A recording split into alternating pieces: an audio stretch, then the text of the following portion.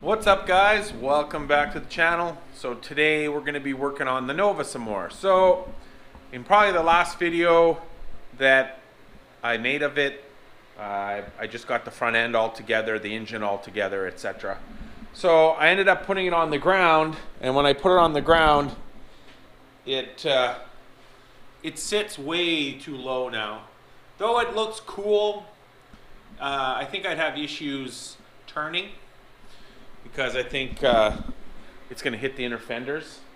So what I had done is, when I put the turbo combo in, it did sit lower with the Moroso trick springs that I had, so I ended up putting a set of stock springs where actually the front springs out of the GTO, and I think I cut one coil and it sat nice the way I wanted it. So then I assumed that, I thought, well, you know what, when I put the steering rack, control arms, everything in, that's going to lose some weight off the front nose. I can put the Moroso springs back in, it'll sit good. And the Moroso springs are definitely better for weight transfer, etc. So I put them in, and not realizing till afterwards that the TRZ lower control arms will actually lower the car. I guess how the spring pocket is made. So it actually lowered it a bunch, which is great if you have stock height springs and you want to make the car lower, but I didn't know that. But I had planned on ordering new springs anyways, because I wanted to put the Moroso trick springs back in. So I ended up ordering a set. Pull them out here. So here they are. Moroso 47-150, which is their 213-pound springs. The next ones are like 240 something, which are better for like a big block. And they do say that a lot of times you have to cut them down to get the desired ride height. So I don't know yet, but considering that the control arms lower it some over stock, I'm hoping we'll throw them in and they're gonna work perfectly. So there's that, we're gonna do that today. So then I also got some other stuff from Summit, which will be in a upcoming video, which is I got new leader hoses and check valves for the compressors on the air ride on the S10, because I think I took the check valves out because they were leaking, and the leader hoses I think are also leaking because my tanks tend to drain out when the thing sits for a couple days. I also bought 10 feet of dash 6 braided because I want to move my transmission cooler in the truck. Right now it's mounted kind of up under the cab with a fan. I want to move it to the back more where it'll get better airflow, because the transmission seems to get a little hot. After driving for a while, the transmission kind of acts up, not wanting to idle in gear and stuff. And I think that's due to the transmission being too hot. So yeah, that's it. That's all I got. I got that stuff in just the other day. So let's get these springs in. All right, so the first thing I guess we're going to do is jack the front end up. We'll also kind of today look at the bump steer, and I'll explain some of the stuff that I already had to do. Right now the wheels are kind of cambered out when it's up in the air, when basically the wheels are off the ground, and it should be kind of cambered in. So I think I need to like lean the wheels in this way. And see, this one actually leans in, and this one actually leans out a bit, which is weird, but that means I need to do some adjustments to the control arms. And the control arms, these TRZ control arms actually have I can show you, I'm pretty sure I probably showed you before, but it has like a rod end that's adjustable on the end.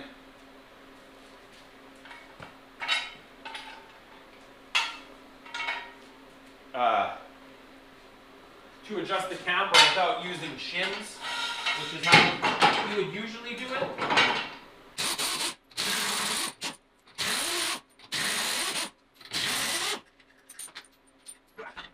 We have to take the shocks out and then jack up the control arm, undo the ball joint, drop everything down, take the spring out. So in terms of the bump steer, I had the tie rod on the top because I thought that was good, but then when I put it on the ground, it like really jacked everything up. So definitely wasn't good.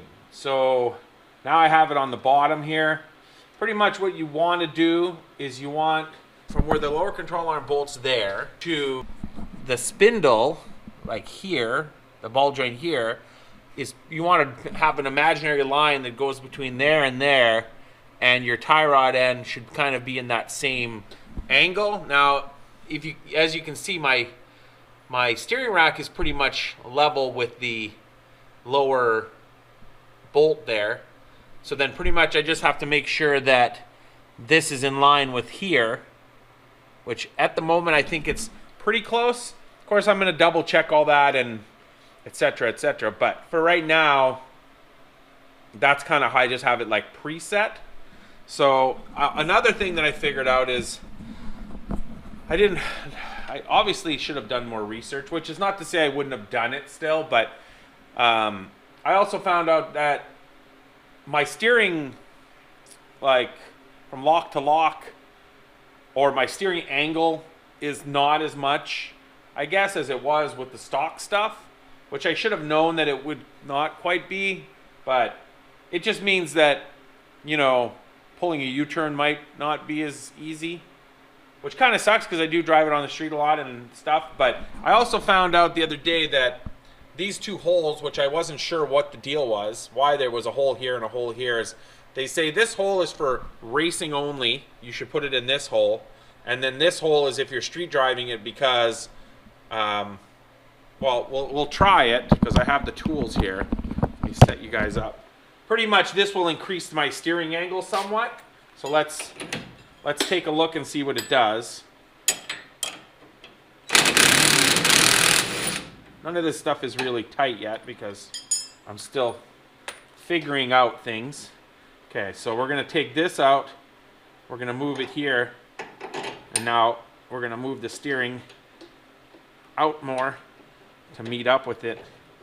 I can't say it made a huge difference in the steering angle, but I guess it made a bit of difference. Let's see if that's turned all the way to the one way. Yeah, that's like bottomed out full turn. So that's just something to keep in mind if you're planning on doing this and you street drive your car a lot. So let's go back to this one. So you can see it definitely is a difference. Not a ton, but a difference. So we're going to leave that unhooked for now, since we're going to drop the spring out and everything. Might as well keep that out of the way. Just move it up here out of the way. And then we're going to take out the shocks.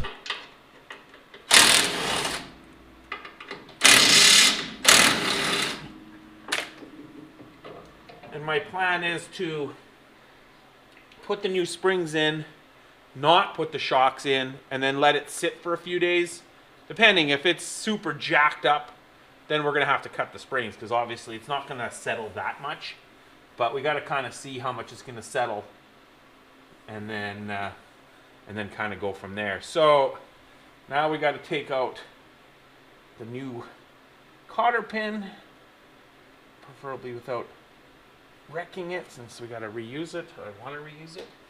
And then we're going to have to get the jack underneath and then take this off. Could also move those. You can see the rod ends right there that can be adjusted. The goofy thing is you have to pretty much undo them from here, turn them, and then put them back on, of course, because there's no adjustment sleeve or anything so that you can do it while it's all together. But yeah. So we need to do that too, to probably camber it in a little bit.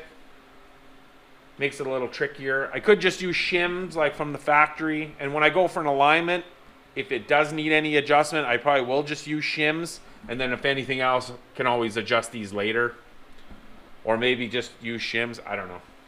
But anyways, let's get this apart. I got the jack underneath the control arm, and then we're going to take this nut off. Now my only issue here is that this is all painted, and I don't really want to like scratch the paint all up, but I need to break the ball joint loose, and I also don't want to use a fork because I don't want to damage the rubber. So I'm going to try to hit it with a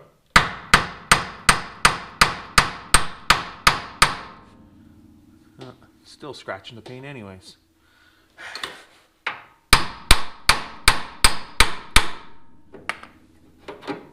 Okay.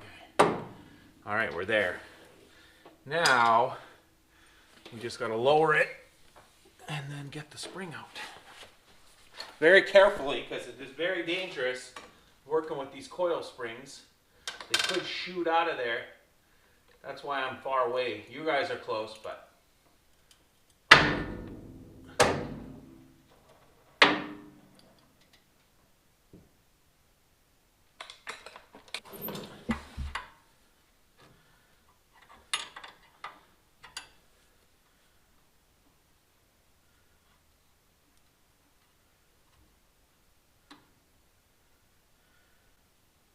that kind of sucks, but now it's dripping fluid everywhere. I could have just took the caliper off, of course, too.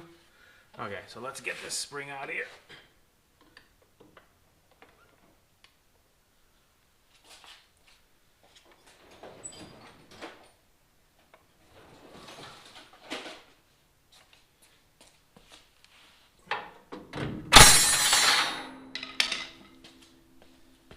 That still had some energy stored up in there.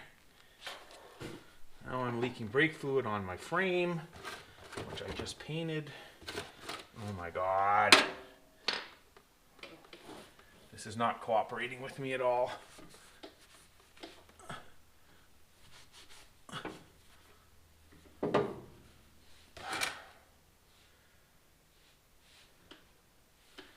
Okay, I think we're good. Kind of stopping. Okay, so now we got to get the springs ready to go back in. Some stickers. And then here is spring number 1.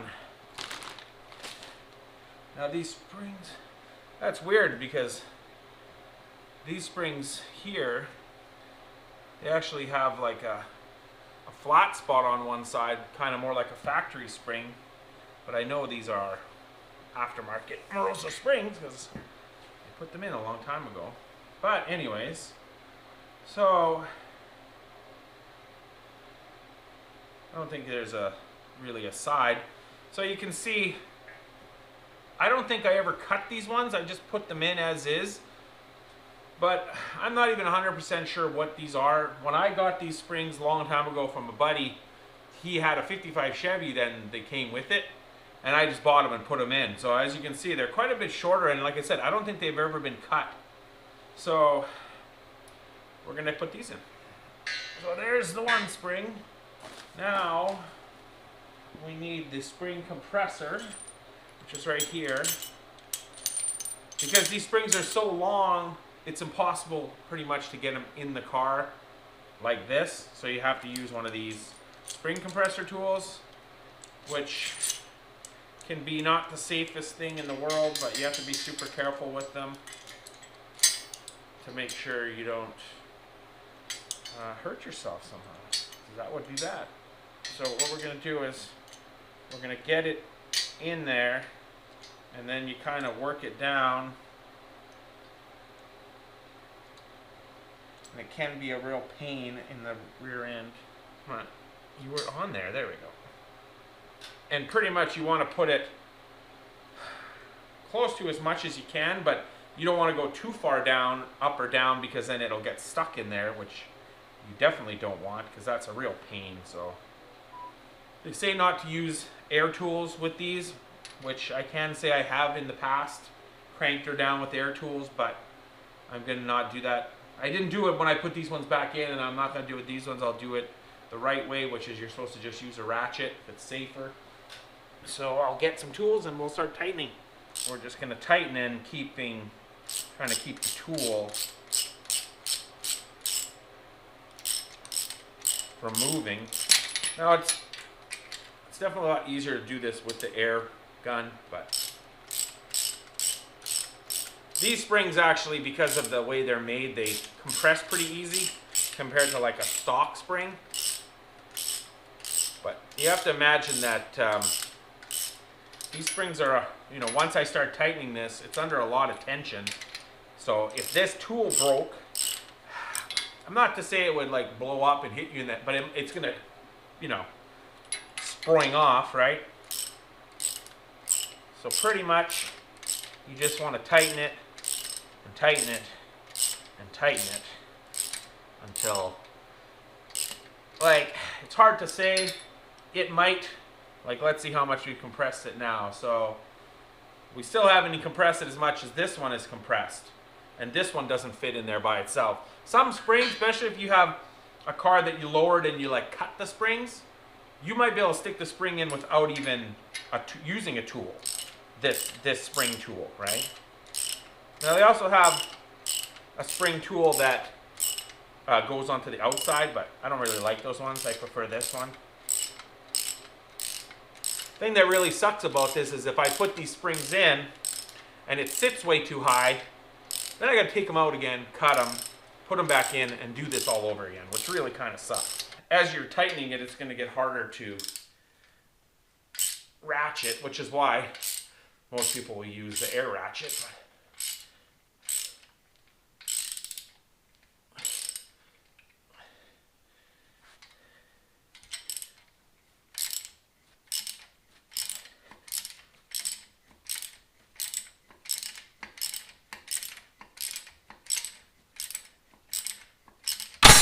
So on the bottom of these control arms, there is no locating kind of place, but on the underside, there kind of is, and it's kind of matches this little groove. So you definitely, when you put them in, you want to try to get it in that groove. Otherwise, it might not sit right. Okay, I just have to give it up. I might need to compress it some more. It's so close, but yet not. I compressed the spring more, and now it's in. So it's in at the bottom, it's in at the top. I'm just gonna make sure that the top is kind of in that locating area where it should be. Which is very hard to tell for sure. A lot of times when after you put the springs in, you'll put the car on the ground and all of a sudden it'll go spring. And I think that's because the force of the spring being in there will actually make it seat into that spot.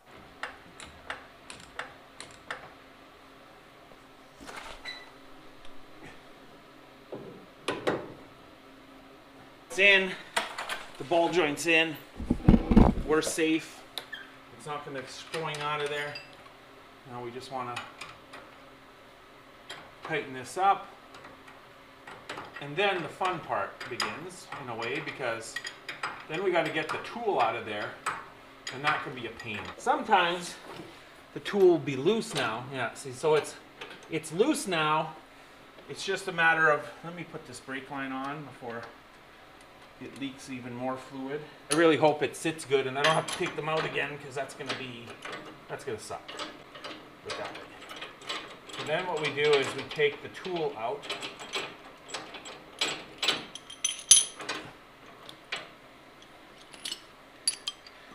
Now here you could easily use an air tool to take it out of there.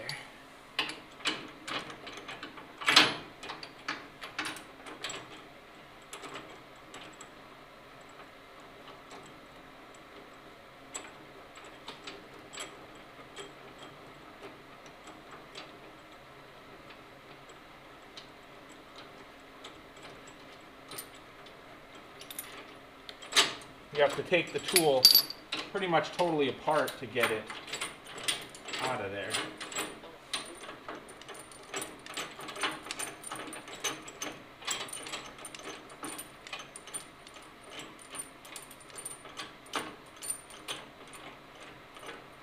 And I know I was going to adjust the tie rod, or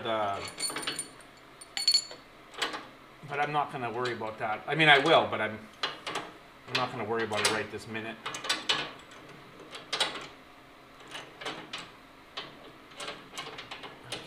now, I just work the tool out of the springs, which is pretty tight.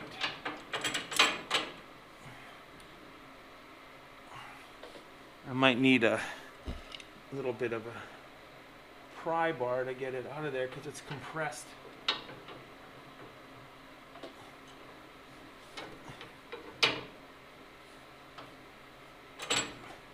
Okay, it's out of the spring. There we go. So there's one piece. I got the tool out and I put the tire rod and back in for now. As you can see, I got the Moroso right at the front. You can see what they are, and actually, I mean, they're super nice because they're powder coated. They match everything else. So yeah, I'm not hating the fact that I had to buy new ones because I kind of figured I would anyways. And now seeing that these are like the lightest springs that this car can get, and those ones were still shorter, tells me that those springs might have been too short, like too light a spring. Not, I know they were for a 55 Chevy, but when it comes to GMs, a lot of them are the same. But it also seems like those ones weren't as long as these ones.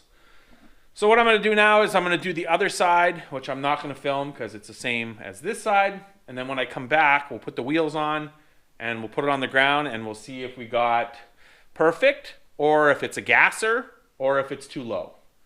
And then we'll go from there. So before we put it on the ground, I'm just going to show you a little more about that bump steer stuff. When you look at it from like a distance, they say going from this bolt down, imaginary line down to this ball joint, that the tire rod should follow that imaginary line. So now, because my steering rack is pretty much level with this, you got to imagine it goes down and then pretty much even with the ball joint. So I think that's pretty good. I definitely will look into it more. I know Kevin from KSR Performance YouTube channel that's building Cletus's mullet right now. He's going to explain bump steer on mullet, which is basically the same kind of setup as this, same control arms and all that stuff. So I'm definitely going to watch that, even though I think I have it kind of where it needs to go, but I don't know 100%. Post in the comments below before I do it. Just right, too low, gasser. I don't know. I don't think the Nova's really a gasser, but it might have that stance when we put it down. And then I'm going to have to do this all over again, which is really going to suck. So let's see what happens. All right. The moment of truth. Let's see what happens.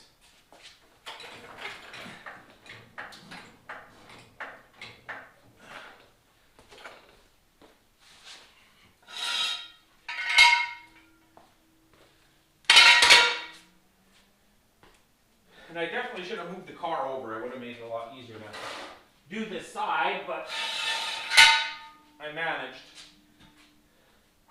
Now when I put it down, you might hear a twang, but I did take a rubber mallet and kind of hit both springs to help make sure they're seated good.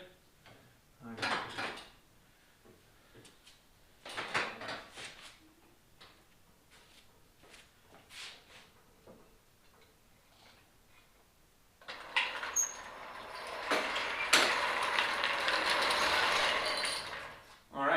So far, that's not bad. Let's see if we give it a couple. Whoa! Whoa! It definitely came up a bunch over what it was with the other springs. I don't mind. So far, that's not bad. You can definitely tell that this wheel cambers out a bunch. There's a picture of when it was a nitrous motor combo, and then so it was here. I mean, that doesn't look a lot higher than that, and I mean, I still think they will settle some. So I definitely am not going to pull them out again, at least not right now. Let's get the cover off more and then take a look at the whole car. I'd have to look up some pictures of kind of before. I wish before I took the front end apart I would have done some measuring. Oh yeah, that wheel is definitely cambered out a lot. So I don't know. yeah. So I would say it probably sits a little higher maybe than it used to, which isn't a terrible thing, really. I kind of don't mind that. When it had the Moroso springs, the old Moroso springs in it, and with the turbo setup, I figured it was too low. And then I put the stock springs back in, and I still thought it was maybe a little too low. So I think this is pretty good, and I think after a couple days it will settle a bit. You know, but like I said, I'll do that a few more times today, bounce it up and down, and then tomorrow I'll bounce it up and down a couple, and then just it's sitting here with weight on it. Hopefully we'll kind of settle them a little bit. But I'm pretty happy with that. I think that's pretty good.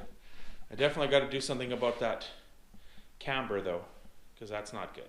Now I'm kind of doing a home alignment, at least to sort of get it in the ballpark. So this was quite a bit out, and as you can see now, it's pretty much what I would say is 0. And the other side is pretty much 0 camber.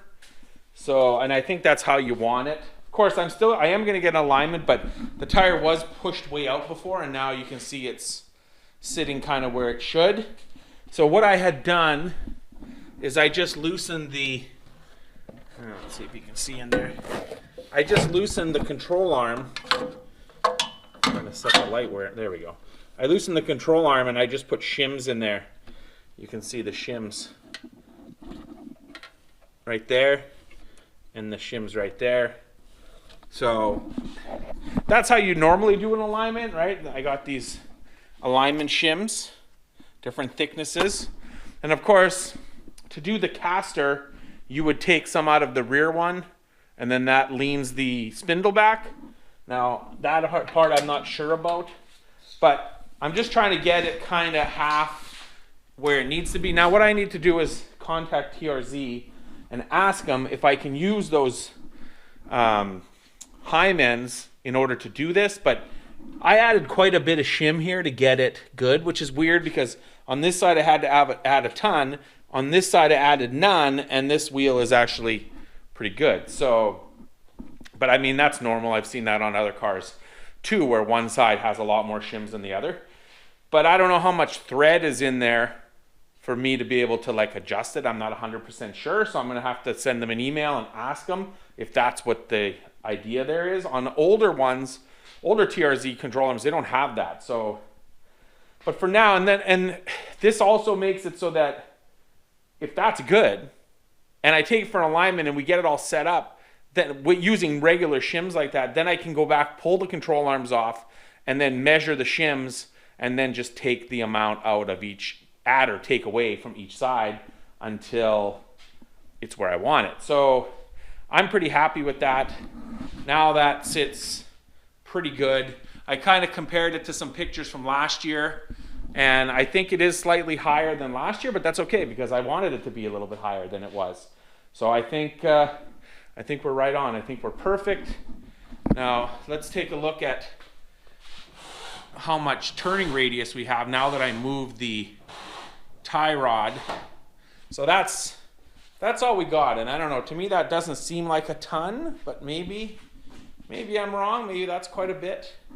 Obviously I won't know until I drive it. Pretty much they're saying you want plus 5 to 7 degrees caster, camber at 0, toe 8th, total towed in. So for toe, all you pretty much have to do is measure from a point on the tire to the same point on the other tire, and then at the back side, same thing. And then if say they're 50 inches, well, it has to be 49 and 7/8 on the front, and that'll tow it in a tiny bit. So that part you can kind of do yourself. Camber you can pretty much do yourself. If you have a level floor, you do what I just did and get it straight up and down, and you should be pretty close. Caster, which like I said is the laying back of the spindle, you know, where the spindle kind of lays back a bit, and that would be accomplished by the shims on the upper by putting it back. So that part, I don't know if there's a way for me to do that, but like I said, I'm planning on getting it in for an alignment. I just want to get it as close as possible so that there's less work at the alignment shop and I can drive it over there. All right, guys, well, I put the shocks back in, so it's pretty much all back together. It definitely has a lot of lift going on there, and I think it sits pretty good now. So I think that's going to be it for this video. The Nova is pretty much done. Only thing I got to still do is put in oil, get it running, and then take it for an alignment, and it's ready. As soon as the streets are clean, it is insured. See, I got the fancy collector plates now, so it's insured and ready to go. Just got to get it out there. So next video will probably work on the S10. Oh yeah, just a little update on the GTO before I leave. This side is all blocked out in 400. Turned out pretty good. The trunk lid is all blocked out in 400. I still got to do like this piece is done, but I still got to do this piece up here. This is all done back here, and then I still got to do here and the whole other side. But so far it's coming out pretty good, and hopefully soon it'll be ready to paint some door jambs, stuff like that. I'm trying to work on it a little bit at a time because it is tedious and boring. So, you know, I got some done, and then I got the trunk lid done the other day, and so I'm slowly working my way around it. But it's only a matter of time. So far I haven't really found anything that I'm unhappy with, so we're pretty close. So stay tuned for more videos on that and all the other cars on the channel. So like always, like, comment, subscribe, share with your friends, click that notification bell so you get the videos, and we'll check you later.